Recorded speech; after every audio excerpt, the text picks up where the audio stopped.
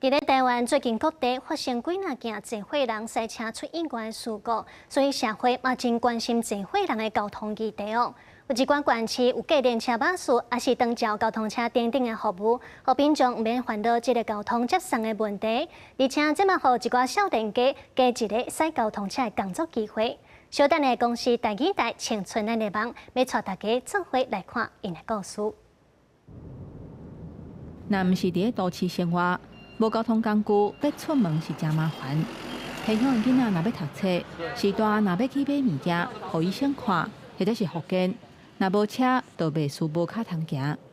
为着要解决即款的困境，有地方政府结合在地车队，也是社福机构，推动客运车巴士、幸福巴士、甲长照交通车等等的服务，会去载有需求的人，嘛甲生活甲照顾的网络串联起来。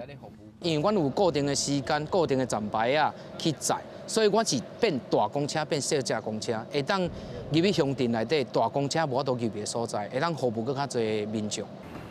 台湾已经进入超高龄甲少子化的社会，对交通车的需求愈来愈大，这嘛增加一寡工作机会，互想要回乡发展的少年人会当安心搬登来住。每天这样开都可以看到不同的风景啊，下班然后就可以回家陪家人，然后陪我的老婆跟我的小孩，然后又可以帮助到这些需要帮助的老人家。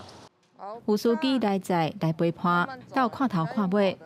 这嘛形成另外一种在地照顾。咱遮的长辈拢会交咱的服务遮的司机，会讲因心内的心事安尼。我感觉无形当中，嘛是一种促进因身体健康的一种方法啦。这是阮头先没有预想到的。交通毋但是搬线的工具，搁较关系到每一个人的生存权甲生活品质。若要真正实现交通平权，干那靠司机的热心是无够的，搁较需要互制度较周知，资源继续投入，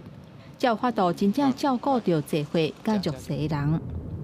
记者吴定武、林建如综合报道。